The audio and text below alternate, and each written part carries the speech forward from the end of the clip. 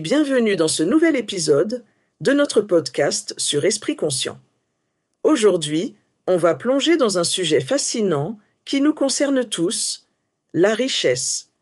Mais attention, pas seulement la richesse matérielle, on va explorer toutes les facettes de ce concept. Alors installez-vous confortablement, prenez une tasse de thé ou de café et partons ensemble pour ce voyage enrichissant.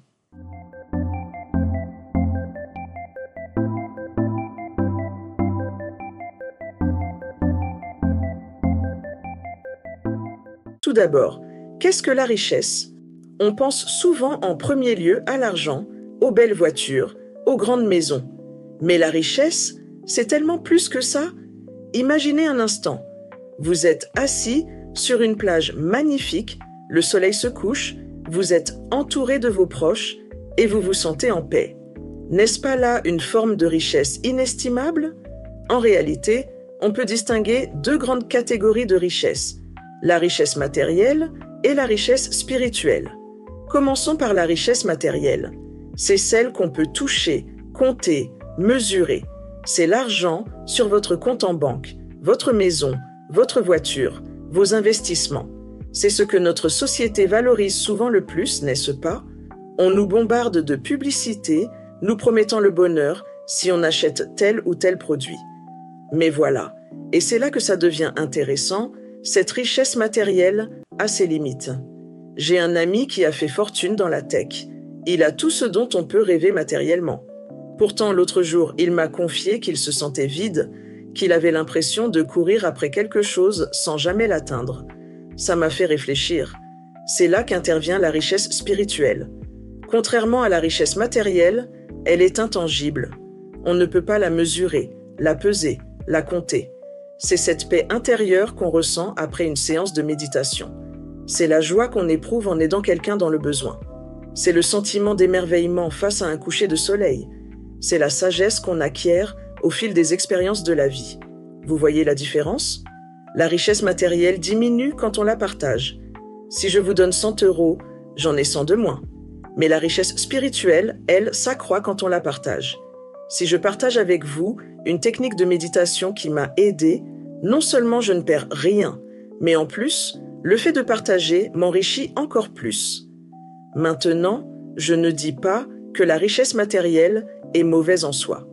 Avoir un toit sur sa tête et de quoi se nourrir, c'est essentiel. Le problème, c'est quand on en fait une obsession, quand on croit que c'est la seule forme de richesse qui compte. J'ai lu récemment une étude fascinante sur les conséquences psychologiques de la richesse matérielle excessive. Et croyez-moi, ce n'est pas joli. Stress, anxiété, dépression, sentiment de vide. Paradoxalement, les gens très riches sont souvent moins heureux que ceux qui ont juste ce qu'il faut. Ils ont tendance à s'isoler, à devenir méfiants envers les autres. Ils perdent parfois le sens de l'empathie.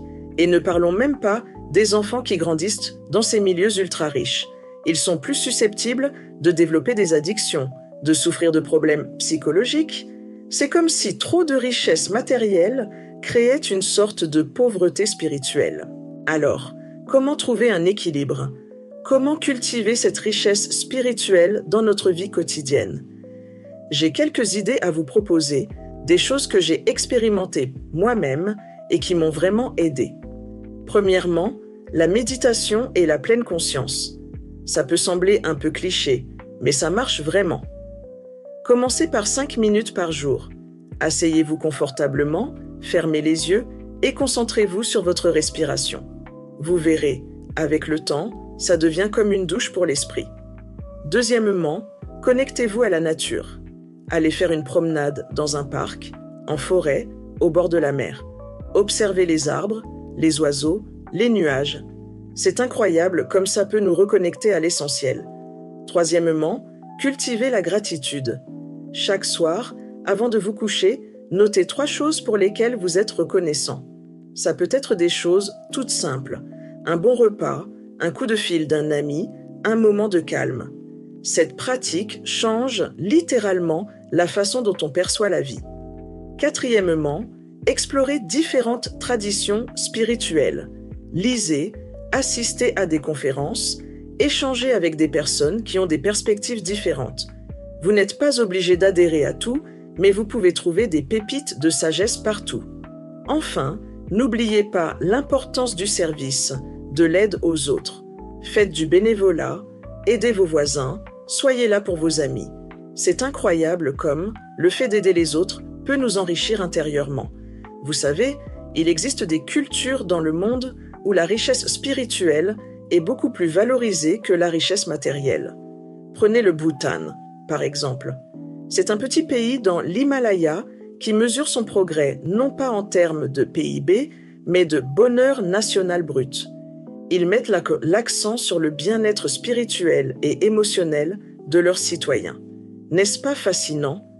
Ou pensez aux moines bouddhistes qui renoncent volontairement à toute possession matérielle pour se consacrer à leur développement spirituel.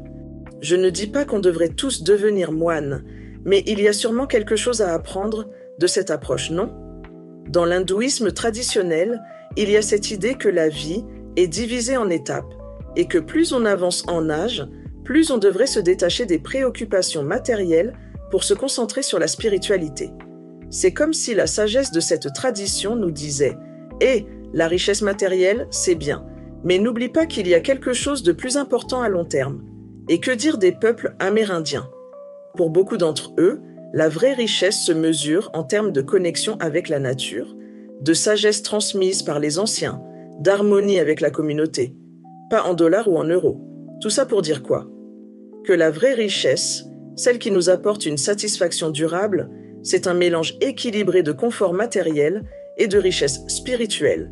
C'est avoir suffisamment pour vivre confortablement, mais aussi cultiver cette paix intérieure, cette sagesse, cette connexion avec les autres et avec la nature.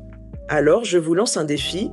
Cette semaine, essayez de prendre un peu de temps chaque jour pour cultiver votre richesse spirituelle. Méditez, allez dans la nature, faites un acte de gentillesse désintéressée, notez vos moments de gratitude et observez comment ça change votre perception de la richesse et du bonheur. N'oubliez pas, la vraie richesse, ce n'est pas ce que vous possédez, c'est ce que vous êtes. C'est votre paix intérieure, votre capacité à aimer, à vous émerveiller, à grandir. Sur ce, je vous laisse méditer là-dessus.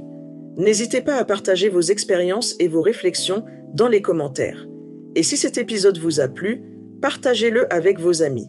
Après tout, la richesse spirituelle, ça se multiplie quand on la partage.